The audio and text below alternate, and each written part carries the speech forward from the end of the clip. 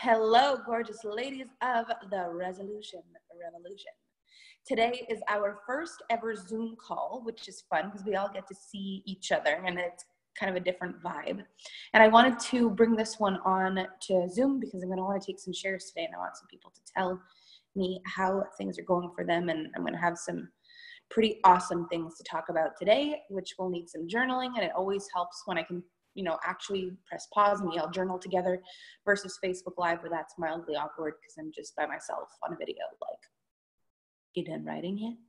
Here I'll kind of know more because I get to see you and what you're doing, which is awesome. So far what we've done in the program is we've looked at the difference in time of how usually people interact with time and how we are going to interact with time from now on and how I've been interacting with time for the last while in my life because it makes a ginormous impact. Not just a little impact, a ginormous impact. To look at your life like you're building something for all of your life instead of it's a run to the finish line 1 year at a time. Because when you run to the finish line 1 year at a time, you're running around in circles. And honestly, a lot of years before I understood this, that's exactly what it felt like I was doing.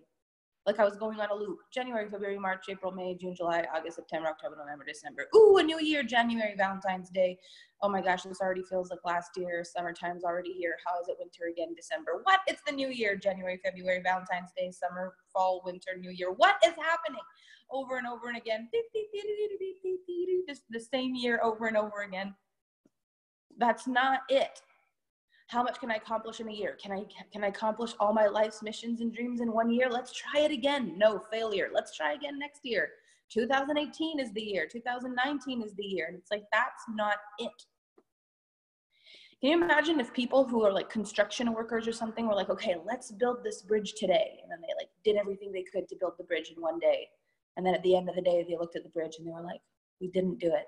Let's all go home and try to build it in a day tomorrow. Like, why don't you just build some today and then build some tomorrow and then build some the day after that and then eventually you have a bridge? How about that? Oh yeah, it's a good idea. So it's the same thing with our life. Whether it's December or January, you're still building. It's not because it's all of a sudden January 1st that everything you've been building is now all of a sudden moot. Like I've been working towards this all year and it doesn't work. And this is actually something that I caught myself doing this year and I had to like slap myself out of it because I wanted to see in my PayPal, I wanted to see 1 million in my PayPal. Like I wanted to see that. And it stops at the end of the year. So I was like killing myself in order to be able to see it on the last day, like driving myself insane. And then I realized, hey, why are you freaking out? First of all, you're making the equivalent of 2 million a year in your month, like as far as months go now. So you're gonna see the million in your account within the next 6 months. Why do you need to see it physically this year? Just relax. And then it came through. So when we pressure ourselves to see something because it's just right now is the only option, right now is the only way, when we pressure ourselves and push ourselves to hit results in crunch time, it feels very scary and very stressful. So people are saying, do you hear feedback or echo? That's weird. Some of you hear it, some of you don't. Let's try something. What if I mute myself and someone else comes on? A little echo, a bit. I mean, I am in a very, very big room. I wonder if I should put earphones in. That might help. Hang on. Let's see.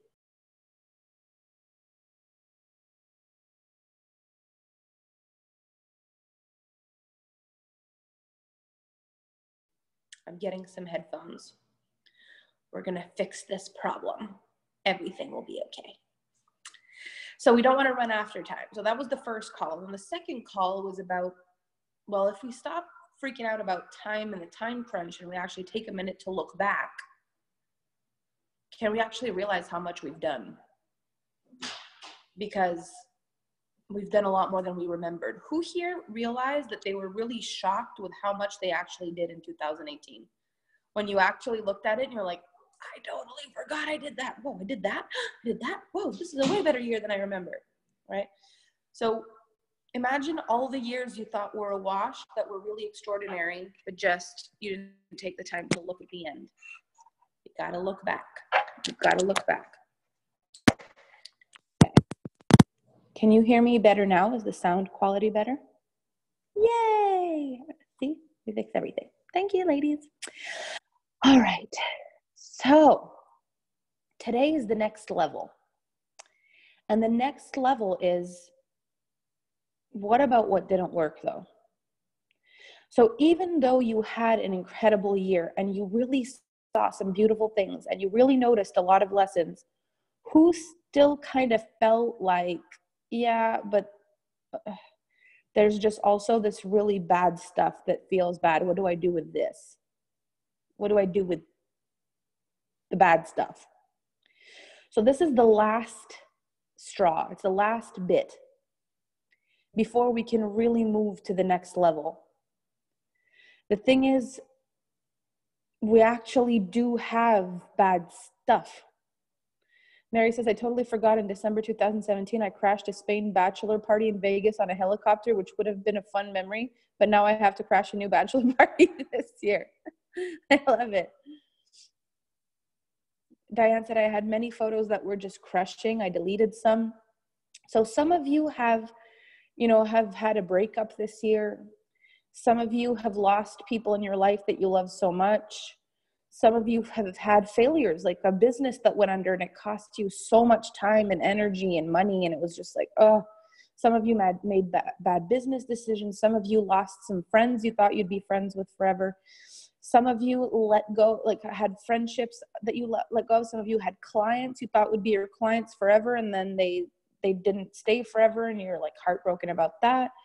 Some of you had technology issues. Some of you had there's things that happen that aren't perfect. Claire says, this morning I actually said to Simon for the first time, I'm loving my lessons learned. That's so incredible. And Cynthia said, I didn't want to include some of the photos. They weren't worth taking with me, but I felt on the fence, and I totally get that.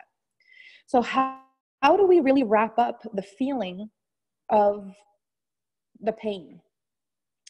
So if you're very honest with yourself, who here has some resentment towards a person that's still a little bit lingering for this year? Like someone or a situation that you're like, Urgh. Okay, so we've got a little bit of that going on. So what we want to do is we want to move into the new year without that. And one of the biggest things that I've realized is that it's my job, like it really is my job to protect myself from who I bring into my life. And it's my job to release who does not serve me. It's my job to do that. If someone, and this is what I really believe in the soul of my being, even though in the moment it might upset me, this is what I believe to be true. If I attract someone that something bad happens with, there is a huge lesson in that for me. But once I've learned the lesson, that doesn't automatically disprove the feeling. So I still have to do something with the feeling because it's great. The lesson is learned, great, but sometimes there's still a feeling. And a lot of times what feels easier is to blame other people because we never mean to do anything bad. Like we don't want to hurt anybody's feelings. We don't want to mess up. We don't want to break up. We don't want to lose friendships. We don't want clients to quit. We don't want any of the bad stuff. So why does it happen? We don't want it. So why does it happen? So what I realized is that at the end of a year, the biggest part in letting go of what doesn't work is we've got to forgive ourselves. We've got to forgive ourselves for the decisions we made that created the havoc. Because we only have two options in our life. Radical self-responsibility, in which case everything in our life can shift, or everything's everybody else's fault, which means I can't actually change anything. Because if none of it was my fault to begin with, how can I change any of it? So even though it's harder in the moment, I prefer radical self-responsibility, because that at least means that I can do something about the problem, whatever it is. I created it, I can solve it. Does that make sense? So there are different times in life for, so one of the biggest things that really made a big difference in my life is Ho'oponopono. If you don't know it, Joe Vitale writes a beautiful book about it called Zero Limits. This is one of the most beautiful forgiveness and love mantras of my life. And what it does is it really opens a door for humanity. I love you. I'm sorry. Please forgive me. Thank you. The book is called Zero Limits from Joe Vitale. And this book is so beautiful because at the bottom, at the base of everything in the world, everyone is doing their best with the tools they have, the emotional intelligence they have, the patience they have, the perspective they have, the surrounding they have, the love they receive. They are doing the best they can in that moment. And most people believe they're doing what's right or what's normal. When we realize that everyone struggles, that we all make mistakes no matter what level, what culture, what background, what ethnicity, what social status, what financial status we're at, everybody struggles, then there's an opportunity for humanity to be on the same platform. And it's why it's such a beautiful thing to realize, like, we don't want to hurt people. It's not part of our making. Some people are very angry and then they want revenge, but that's a different story. That's a lack of emotional intelligence. But when we're operating in our life on a daily basis, it's not about hurting people. It's about feeling good about us. When people are low on emotional intelligence, they sometimes believe hurting another person will make them feel better. That's what revenge is. Like, I'm going to hurt you back and then I should feel better. It doesn't really work, but it gives them something to focus on.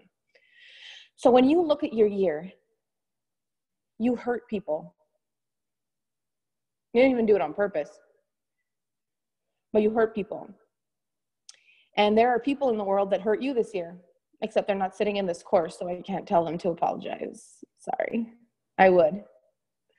But the fact is, we hurt people because we don't know them, and we say things without realizing that that's the one thing they're incapable of hearing.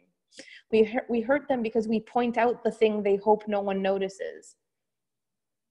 We hurt them because we don't see them when they want to be seen, or we see something they didn't want us to see. We hurt them because in the moment we shine a light on what they don't like. Same as people hurt us when they shine a light on things that we don't want. So the biggest thing is, if every year you can forgive yourself, you can then forgive other people.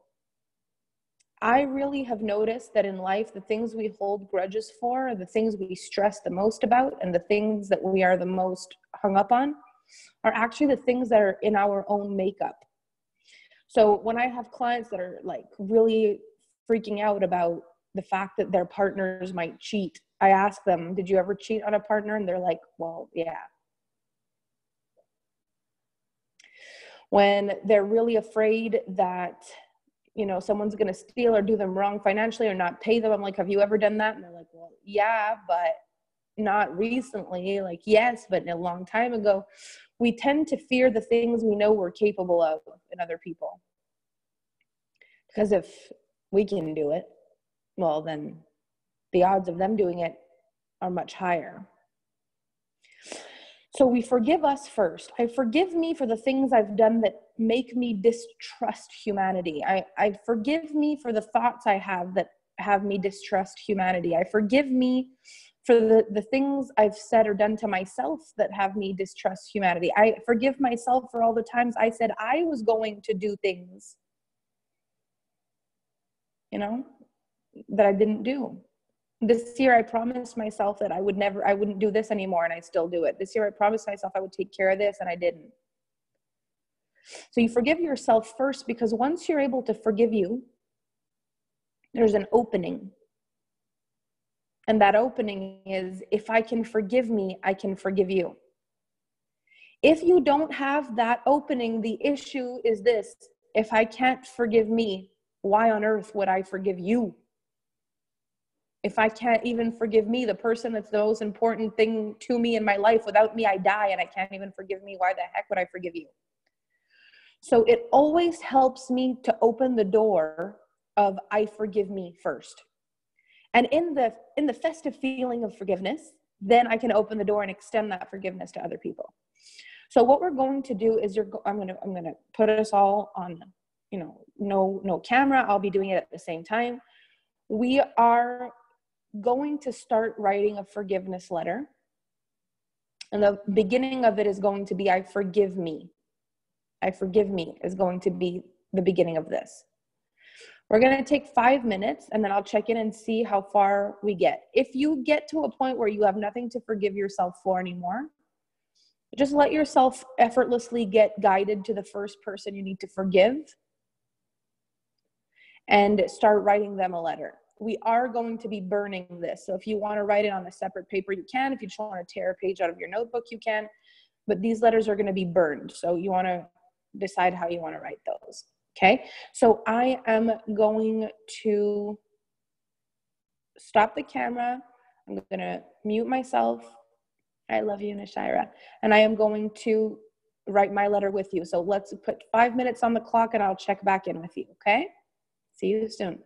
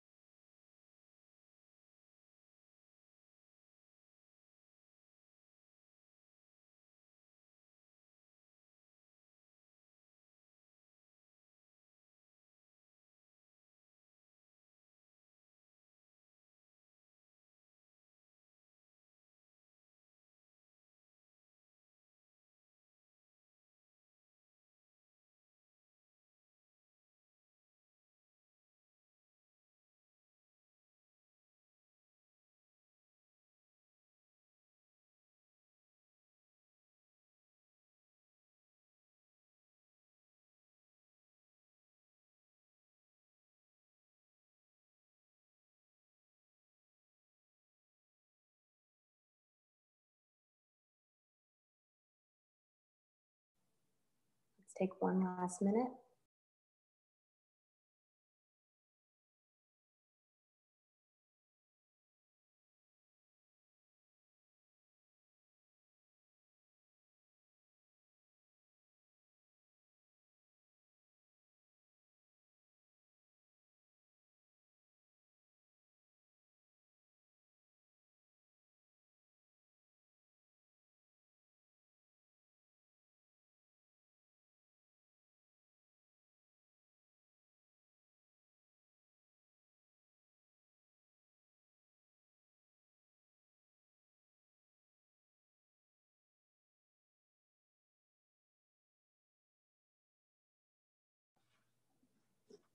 Okay. So you will also have some time to do this on your own tonight if you didn't have a chance to finish. But what I would love for you to do is just look at the list that you just wrote. Start with the things, obviously, that you forgave yourself for.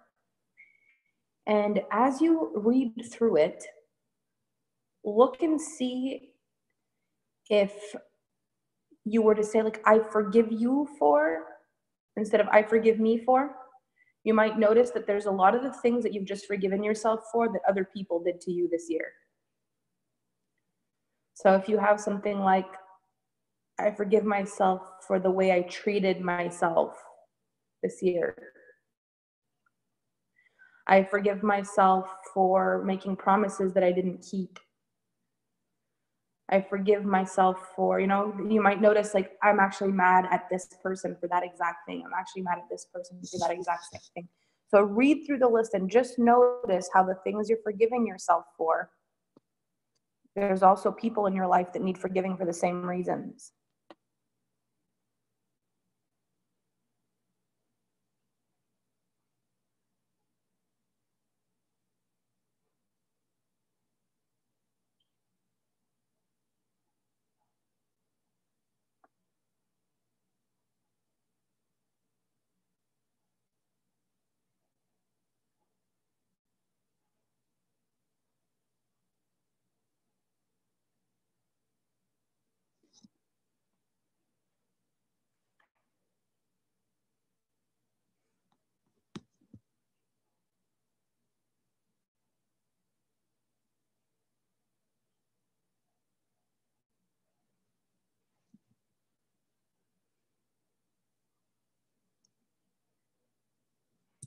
So I would love to have some shares. Who is having like a little breakthrough moment reading this and they would like to share?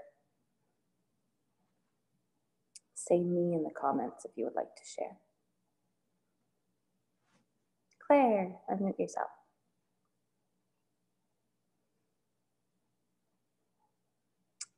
Let me see if I've had an aha moment in reverse. Well, I'll have to take you next. Yes, I can hear you now, Claire. Yes. Okay, cool. So I said I forgive me for jumping about into too many new opportunities, for worrying about money, for thinking that I need the money first before taking any action, for making mistakes, for seeing competition, for not always understanding, for seeing me and acting as the hurt little girl that was inside me from previous years, for thinking this is it and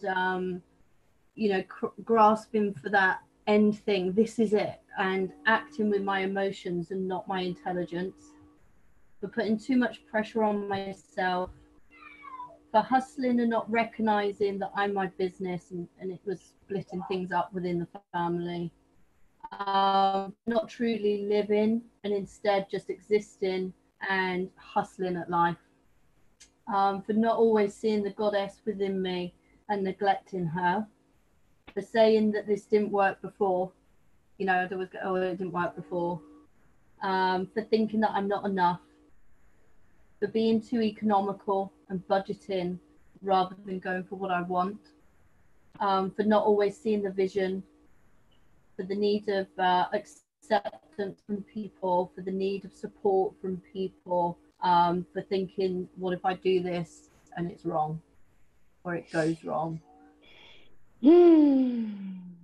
People love you and they're just like, oh my gosh, I resonate with this so much. Oh my gosh, I resonate with this so much. So what's the biggest thing you realize from all of these forgivenesses? I'm too hard on myself, way too hard. And I think when you actually live and do what you want, life can be easy, simpler. You know, sometimes less is more. So I have a question for you. Yeah. Who in your life asks too much of you? A lot of people, my family. And do you often feel mad about that? I have recently. I don't normally, because I'm a badass. I just organize, everything gets done and I can keep doing it. But what I have recognized this year is actually I do need my own space. I've never really felt that before, and I've started to feel a little bit claustrophobic. My parents were around a lot more. They live in the annex on the property next, you know, with us, and they normally travel, and they've been home now for a few months, and there's a lot going on, and that's kind of all been put on me, and I feel claustrophobic. Yeah. So how crazy is it that the biggest thing that you realized about yourself is that you do the thing that also makes you feel really upset when other people do it to you? Yeah. So when we're able to look at that, it opens a door. And the door is, I can now forgive my parents for this. Because if I can forgive me, I can forgive them. Because the universe responds to me. And if I treat myself like this, why would anybody think it's a problem to treat me the same? Clearly, I set the standard. And it makes it so much easier to forgive them, because it's like, if I can forgive me, I can certainly forgive them. Yeah. And I found it quite hard to say, you know, I think it was yesterday, I just need my space. I just need my space. Like, I had to say to my mum, you don't need to coming in every minute into the house and tell me that you're going out or you're doing this. And I think it hurt her, but at the same time I was like, I had to do it because I was gonna break, you know. So now, having done this exercise, the most important thing for you this year is to set a different standard. Because when you're too hard on yourself, you attract other people being hard on you. Yeah. And it's inevitable. It's funny, I said my hashtag this year is "It's all about me." I love it. That was the one comment from a friend that I fell out with over 5 years ago that I had no idea what happened. And the words that kept haunting me was, it's all about you. And I thought it was a real selfish, you know, was I selfish? Was I not enough? Was I all of this? And it was only, I think, last week.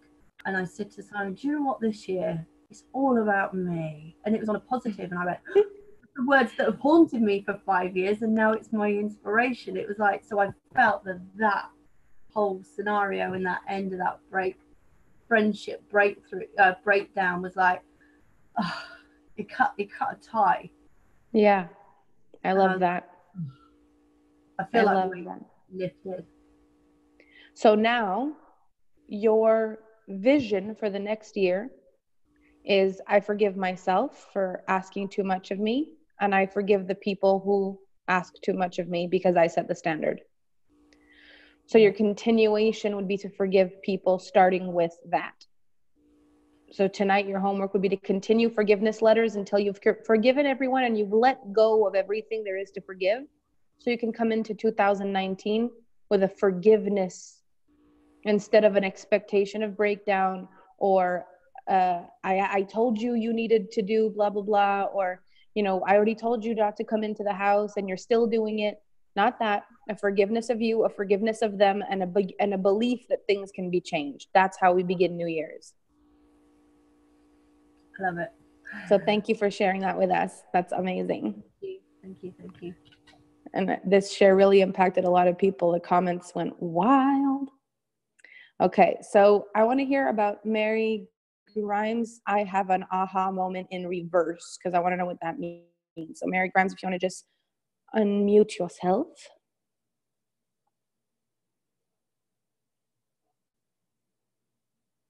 you know how to do it? Let me see if I can help you. Where are you? There she is. You are unmuted. Why can't I hear you? That's weird.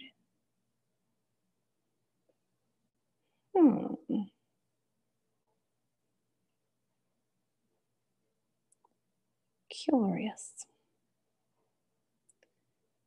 Do you have earphones in this moment? Ah, there you are. I thought you were there for a minute. I heard a sound. Can you hear me now? Yes. Yeah. I think the Bluetooth was connected to some headphones. Got it. Well, I could hear you, so I don't know quite what that was about. Strange. Anyway, last year, it's going to take a while for me to process. So literally just scratched the surface doing this. And I didn't really list stuff. I just sort of scrolled across the page. Anyway, the thing that when you mentioned about the way you treat others, you can see the opposite on how they treat you. Or I sort of found that it was working in reverse, that the way I was allowing myself to be affected quite in extreme ways by other people, in the main in my work situation. And I became very withdrawn and stopped trusting everyone and everything. But actually, hindsight, and I think while I was in the moment, it was actually the other way around. It started off where people were expecting me to make them feel good about themselves. And as a consequence, I was feeling miserable because they were holding me in expectation of their feelings and how they felt when I was trying to take care of myself. Does that make sense? It does. However, the universe is always responding to us. We don't respond to it. So it was like I was in this circle. I'm not sure if I'm explaining myself very well, but I was in this constant cycle of I was trying to interact in a way that was still true to myself, and be me. And if I just look after my vibration, then everything else will fall into place. But it wasn't happening that way. And because I'd done a lot of work on myself, also I thought, it was like the more I worked on myself and practiced from that place of, if I take care of my vibration, everything will fall into place, the worse things seem to get. And so I was getting in this downward spiral of, well, how the hell do I fix this? So then I got into a fixing mode. I've got to fix this. I've got to fix that. I'm broken. And it's so, yeah. And I got into a place of confusion, constant fear of being judged, but then I was judging everyone in return.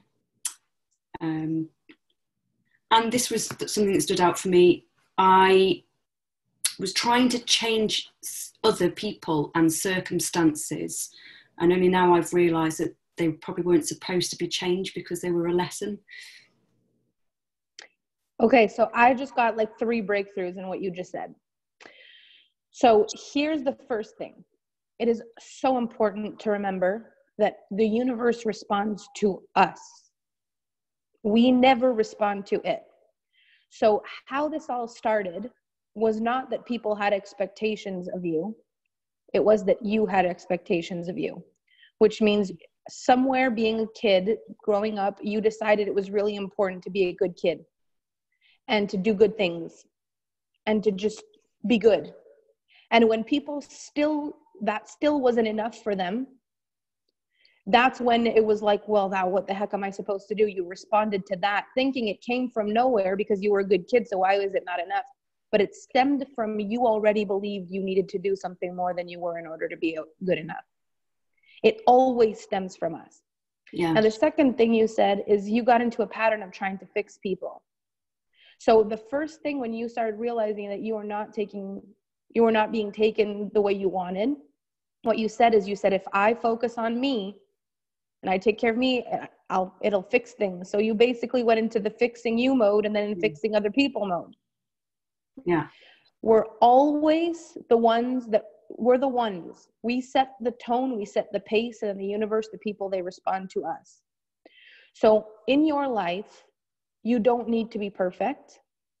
You don't need to be a good girl and make everybody else happy. There's nothing wrong with you. The only objective of this entire life that you live in is to be happy.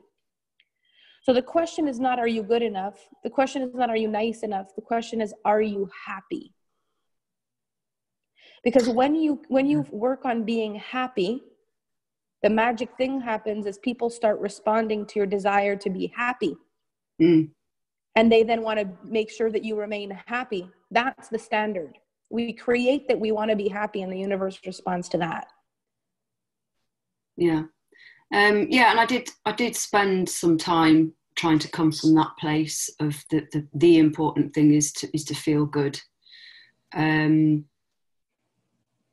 I noticed it triggered people around. But there's a difference between I came from the place of wanting to feel good, and I tried coming from the place where I wanted to feel good. Those are two completely different things. One's in your head and one's in your heart. Right. I tried coming from the place versus I came from the place is two very different things. Okay. So this year, the biggest thing is you compromised your joy in order to make peace. Completely. And it didn't work. Completely. I was trapped because I knew I shouldn't have been there anymore. But I didn't know how to change it. Mm-hmm. Yeah. So when we compromise our joy for anything, it always breaks down. Yeah. And then when we look at the people around us and feel not happy around them, how can we possibly make them responsible when the fact is we compromised our joy first? Absolutely. Yeah. Yeah. People pleaser. Yes. Total people pleaser. So in 2019, you get to be a Mary pleaser. Yes. Yeah, definitely. And you get to just say this to people who want you to do things that you just say, I won't do that because it really doesn't make me happy. Thank you for the opportunity, but I just I don't feel that would make me happy to do that. So I'm going to decline, but thank you for the opportunity. Yeah. Yeah. Just that easy. This year I've decided I'm really going to follow what makes me happy, and that I can feel wouldn't be a part of it. So I won't participate in that, but thank you for thinking of me. It's interesting that you say that as well, because just after that bit about trying to change circumstances that I now see were probably lessons, that I lost my voice. That was the next bit. I lost my voice. I didn't know how to talk to myself, to be fair. I was regularly having neg conversations with myself. I always talk to myself. Hence the reason why I then had bought a book, absolute life-changing book, What to Say When You Talk to Yourself, by I've never heard of that Helmstetter, absolutely amazing guy, which then led me to listen to self-talk audios every single morning, and every night I would put my wireless earphones on, and it did change things. But then when I dropped it, things changed for the worse. So my voice to myself and my voice outwards, it all just went, yeah. So when you realize how powerful you are, and this goes for everyone, like when we realize we are the center of all of it, we begin it. We are the first domino, we're the pebble that creates the ripple. We are all of it. So if I speak to myself, not in a beautiful way, and then I'm upset at other people when they don't say nice things to me, that doesn't work. No. If I don't take care of what makes me happy, and I find that people are pressuring me into doing things that don't make me happy, I can't be upset with them. That doesn't work. You know, if I don't allow myself to vocalize what I want and how I feel, and every time I go to speak to someone, they cut me off and they don't hear me, I can't be mad at them for that. I set the standard. I show up at the level I want the universe to meet me. I show up, and then the world responds. The people respond. The situation, the circumstances respond. I go first. So this year, this past year, what you did is you created a year. I did. You did. And some of it was great. And some of it was like, I wish I would have created something else. Yeah. But the bottom line and the biggest lesson is everything you didn't love, you don't need to recreate this in 2019. Mm-mm. And the biggest breakthrough that I've found since the last few days, I was looking at something, my numerology chart that I had done a few years ago, and it's not just for one specific year, and I completely forgot that I have a master number 11 as my one of my big numbers, which means that I'm a mega manifester. And I was like, yep. So why don't you use that in the right way? Because we're always using it. It's just what's showing up, right? So you did a great job manifesting. You just didn't create what you wanted. You pulled in what you feared and what you didn't want instead of what you wanted. Yeah. So you did a great job at pulling things in. Congratulations. So this is the goal for this year, Mary. This is the vision is, if it makes me feel happy, it's good for me. Yes. And if it doesn't make me feel happy, I'm allowed to choose not to do it. And I'm allowed to say that I'm choosing not to do it because it doesn't make me feel happy. That is the simplest, most beautiful thing that you can do. I used that lesson for 2018 for me. And this is what I said to myself: the happier I am, the wealthier I become. And I only did things that made me happy.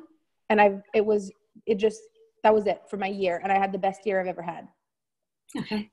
So let's do that together in 2019. Yeah.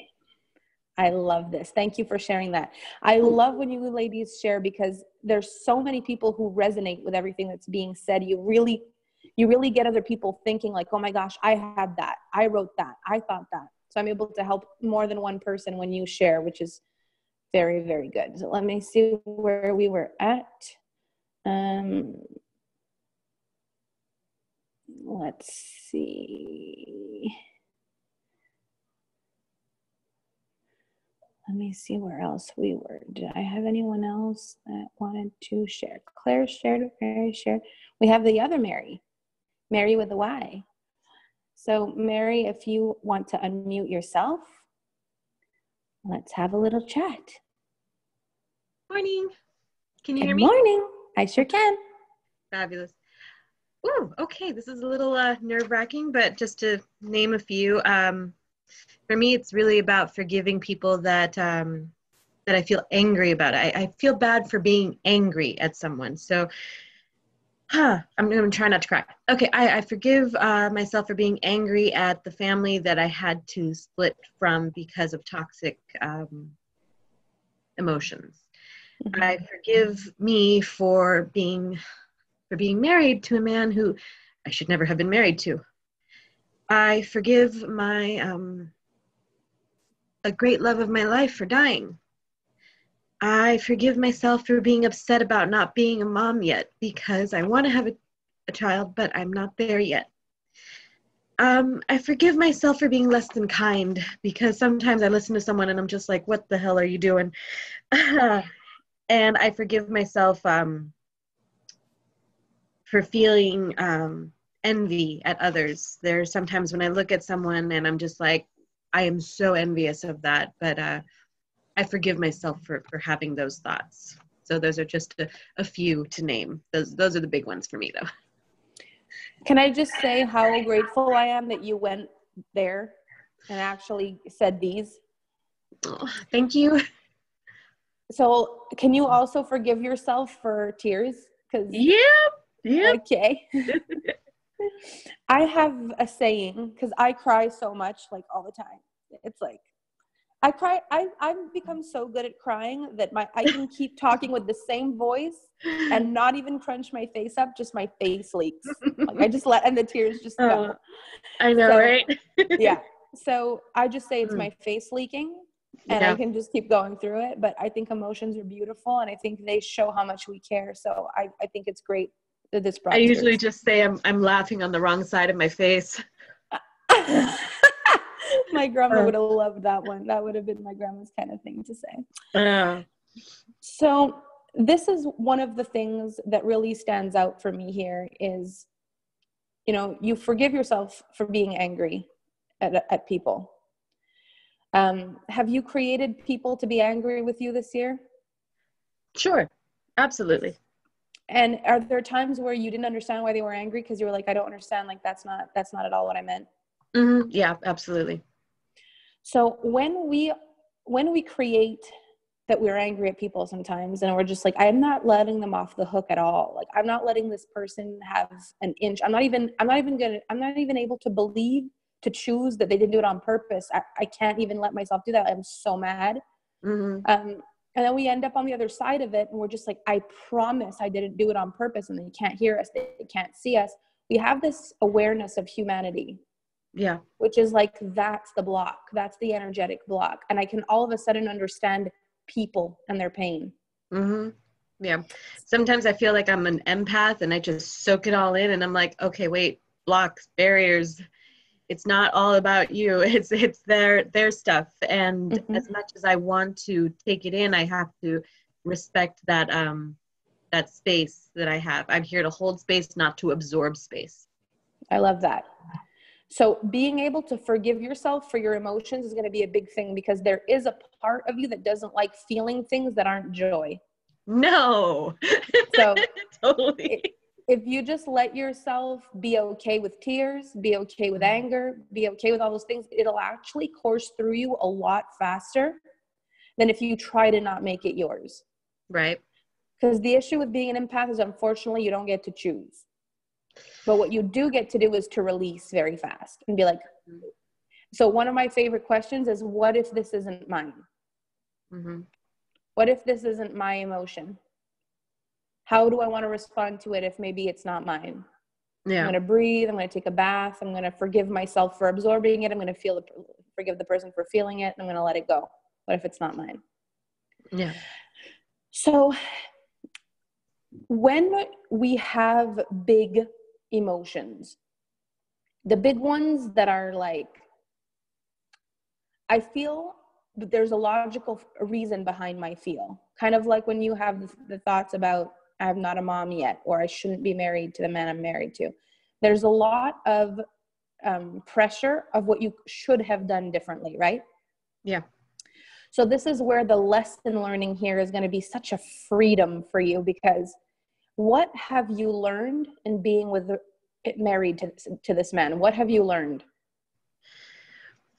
A lot about what I don't want, which kind of stems into all aspects of my life. I mean, and what's sad about this is this man wasn't a bad man. He wasn't abusive. He wasn't mean. It was the wrong man for me.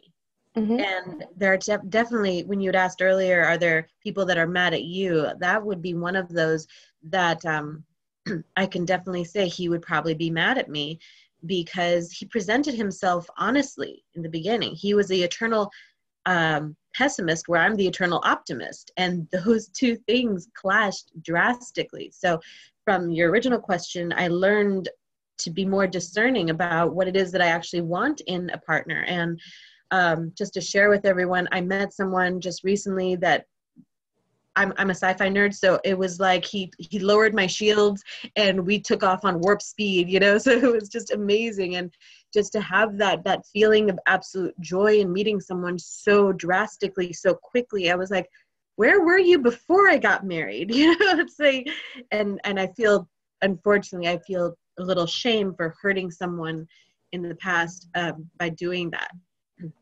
So there's two things. In order to create a relationship, two people are needed. And this man you attracted, being a pessimist, probably created that you married him knowing it would fail. And you as an optimist probably attracted the belief that you could make anything work with love and positivity. Yeah, absolutely. So the biggest lesson, and this is one that I've learned that I think is one of my most valuable lessons in my entire life, and I think this may be your yearly lesson, Mary, is things don't have to be bad for them to be wrong. Yeah. This for me changed so much because there are clients for me that are not bad, but they're wrong for me. And I know the difference. They're not bad people. They're wrong for me. Donc, Sylvie, la phrase en français, c'est « Les choses n'ont pas besoin d'être mal pour pas être la bonne chose ». Donc, c'est pas nécessairement que ça fonctionne, c'est pas nécessairement que la personne est pas bonne, c'est que la situation fonctionne pas. So it doesn't have to be bad to be wrong. He doesn't need to be abusive, mean, beating you up. He doesn't need to be a cheater and a liar. He just needs to, just being the wrong guy is enough. Yeah. And trusting that intuition, like there's nothing wrong, but it's not right. Yeah, absolutely. I didn't realize how much that relationship affected me until I had worked with my coach, Erin, and she was telling me, you do realize that that definitely affects your business. And I'm like, no, that was years ago. She's like, yes, it does. It sure does. Yeah, I didn't want to admit it. But oh, good. By the way, I will say this. You did not hurt him. You did not set him back in life. You did not do anything at all wrong to this man by marrying him. He learned as well. And sometimes the guilt is what cripples us a little bit. But the bottom line is he needed this relationship as much as you did in order to find himself and the next one, or the relationship wouldn't have occurred. Probably this new man you met that was like, you wouldn't have even been able to appreciate as deeply without being in the wrong relationship. Yeah. It's very difficult for me still to let go of toxic relationships. The biggest lesson I learned was still from a couple of years ago, releasing toxic relationships with my family.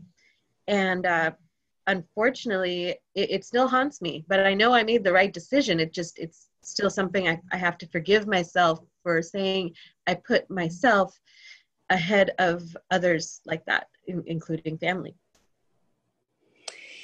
If you remember the sentence I said, which is things don't have to be bad in order for them to be wrong, it releases the depth of what it means to move away from someone.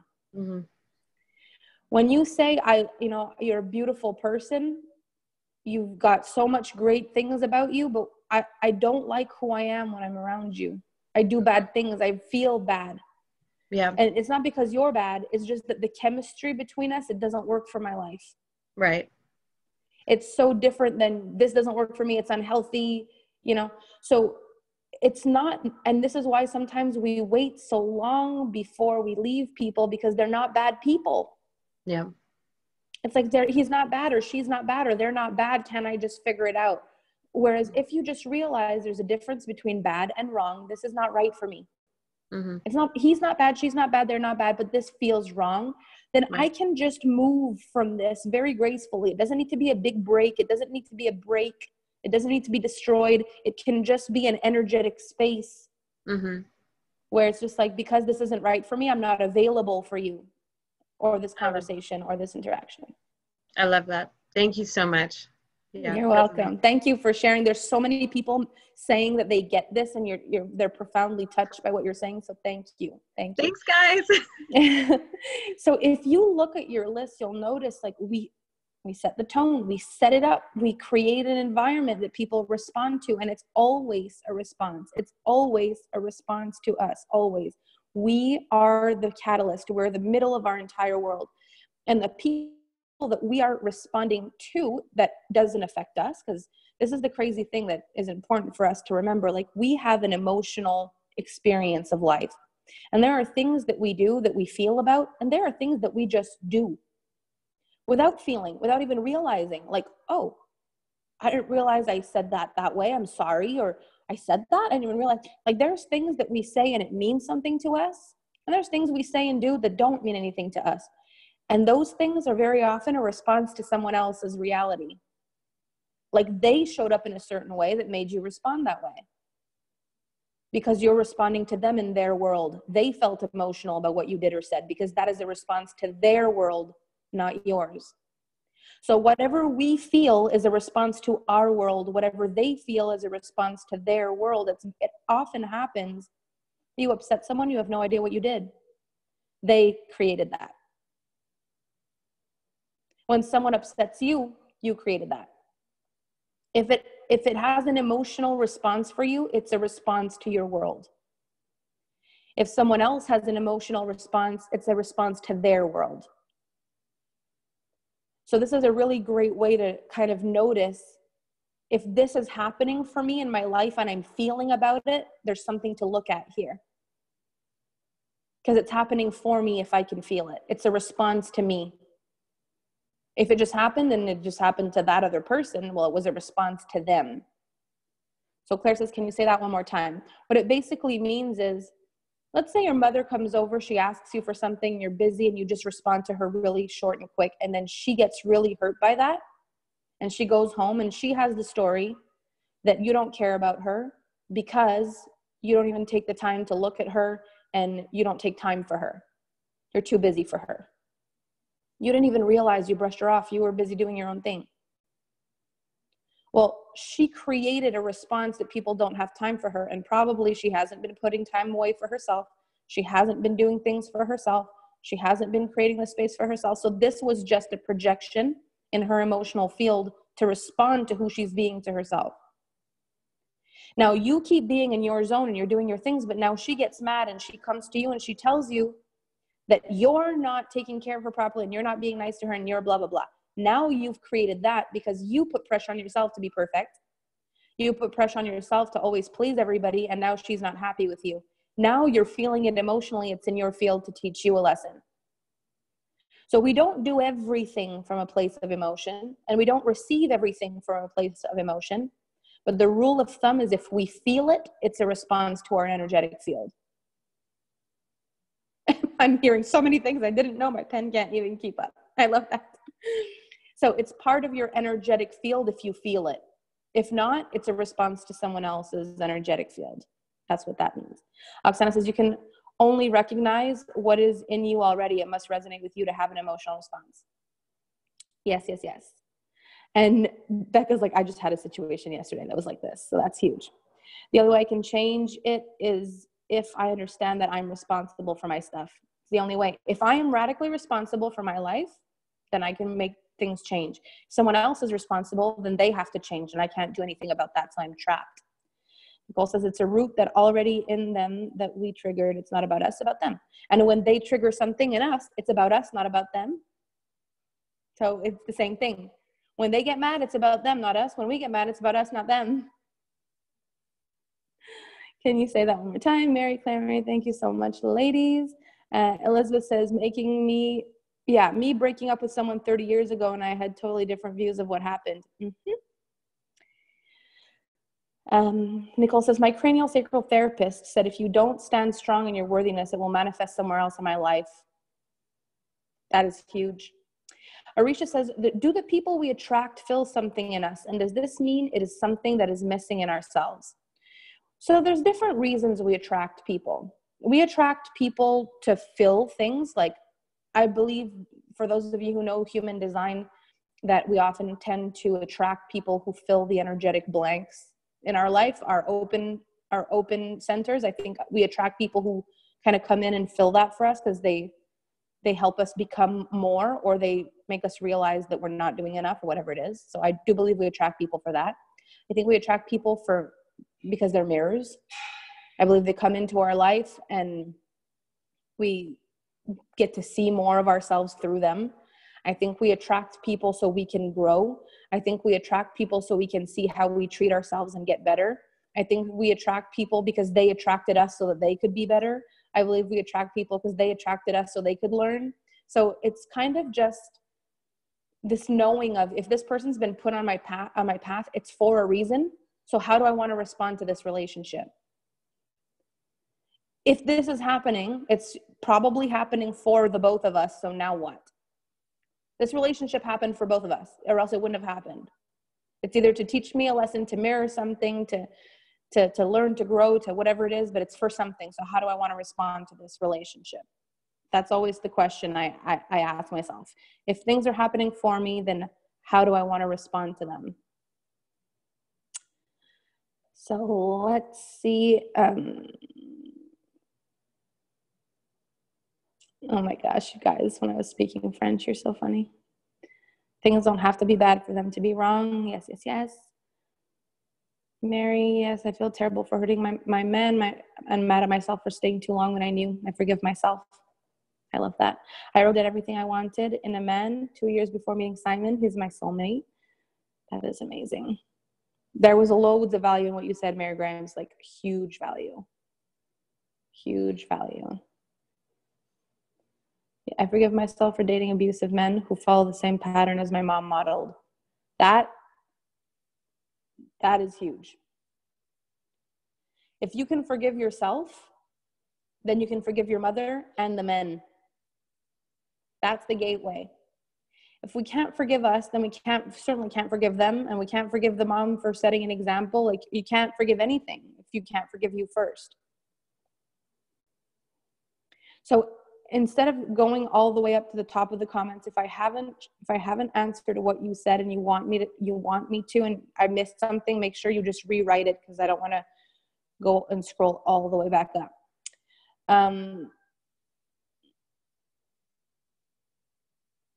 Amanda says, my father is a mirror of myself, and I get frustrated with him because I can see a lot of myself. Oksana, my kids sometimes tell me that someone called them mean names at school. I try to explain to them like this: if I have apples, can I give you oranges? No. So when someone says mean things, it's because it's what they have to give, and you don't have to accept it as your own, because it's not. Nicole says, I used to have such expectations on people and relationships. I realized for me, I allow God to fill me. When I allow God to fill me, everything else overflows. That's huge. I had this so terribly with my old boss. It was horrible, but I was aware of what was going on. Hurt people hurt people. Sylvie wanted to share. This has been incredible. Thank you. I love learning from others. Thank you, ladies. Sylvie, did you want to share? Yes, do you hear me? Yes, I hear you. Okay, I'm going to try in English as always, because my English is not perfect, but I'm going to try. We nip this in the bud in exponential wealth. I'm going to share this in English because I'm bilingual. That's right. Okay, so, go for it. I forgive myself the fact that if it's wrong English, you can correct me if you understand, Melanie. Yep. I forgive myself the fact that I choose a relationship to feel safe. I forgive myself to still have angry against my past. I forgive myself to not listening to my instinct and the signs. I forgive myself to close my emotion when I feel bad and disconnect. I forgive myself to still have bad dreams about something that I don't remember. I forgive myself to still not be always consistent. I forgive myself to not have enough courage to live or to know what to do in my relationships. I forgive myself to not care enough about me, even if it's better. I forgive myself when I was a teenager that I didn't know some kind of things. Sorry. No, this is perfect. And that I was too young to understand some things. I forgive myself to not take. I forgive myself to believe that I'm not enough I forgive myself to take so many times to allow myself to be happy. I forgive myself. What else? I don't remember. To not always be sure that I unconditionally love me. Do you understand something? Because with the Everything. Okay, perfect. And I think that's all. There is So first of all, I cannot say it. yes, you can. You think I Right. can? I know you can. Okay, I forgive myself to go with oh my God, forgive myself to lose my virginity with the wrong guys. Yes.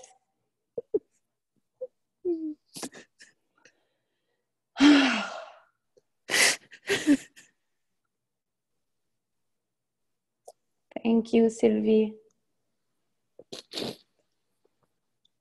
Sorry. Everybody is like in love with you right now. This is the most powerful share. This is what makes the difference when you go here. I can feel it. Good. It's like a bottle of champagne where all the bubbles are bubbling and then you pop the top off. Yeah, I got goosebumps. You say that in English? Yes. When you forgive yourself, you open the space That's it. for the next chapter, to not bring it again. Because every time we don't forgive, it's like we've got this big bag that we've got to carry until we're willing to let it go. So we've got to carry it every year. So many years. So many years. So a big part of this, a huge part of these shares that are so deep and so beautiful from Sylvie, and if you've looked at your shares and you're like, this is the kind of stuff that I'm trying to let go of as well, what I want you to know is this: even if it takes a lifetime to learn all the lessons, even if it takes a lifetime to learn all the lessons, this is the journey of the human being. Not perfection, freedom. Freedom, lightness, and joy. And that doesn't come from holding on to things. It comes from letting go. So the biggest thing here, Sylvie, is that you needed to let go of that. Like the emotional, the pent-up energy around these forgivenesses, they've been there for a long time. That release is like, it was so needed. It was so pent up.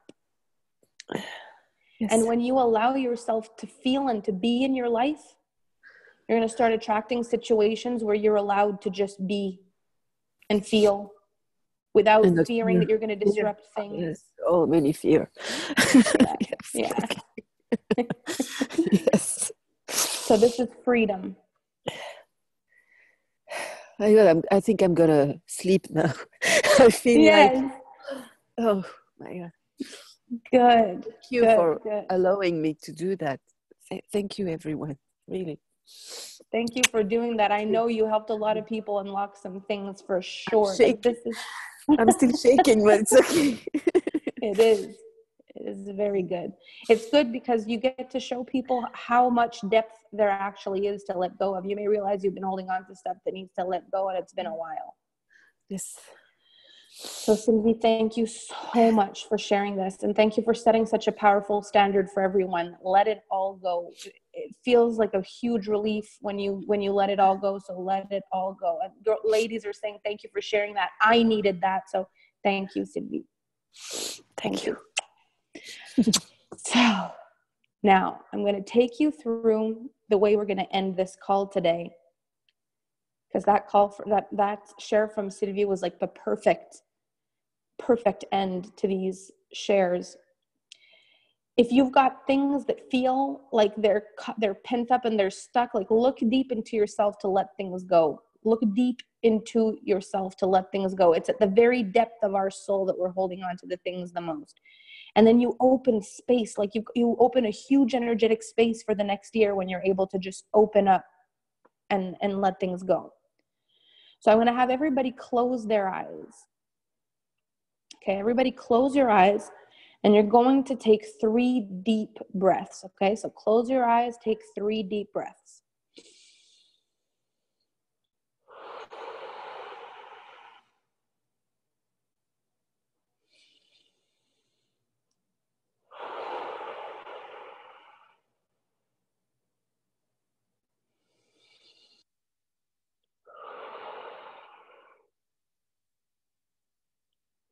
I want you to imagine a long gold line that goes as far as you can see to one side and as far as you can see to the other side. A long horizontal gold line. I want you to start to grasp the concept that this line is time. Where you're standing is a space in time. When you look ahead of you, you'll notice there's nothing above the line. It's blank. It has yet been filled. It has yet to be filled. There's space. When you turn and look back, you're going to see little pictures floating of whatever year has represented since the beginning of your time on this planet.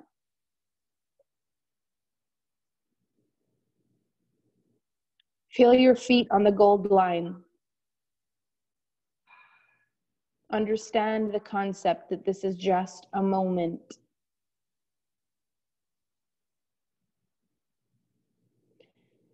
I want you to imagine that there is like an energetic shield in front of you. When you cross that energetic field, we are going to enter energetically into 2019. And when you move into this energetic shield, there are things you cannot take with you. There's a baggage limit. So you want to be very sure with what you're taking. Pick up the best memories. Pick up the lessons. But let go of everything you've forgiven. Feel the weight off your shoulders disappear as you let it go. And when you feel like you're holding it in your hands, the key to joy in 2019 and the lessons you need to help you through, and that you've let go of everything else, take 1 deep breath.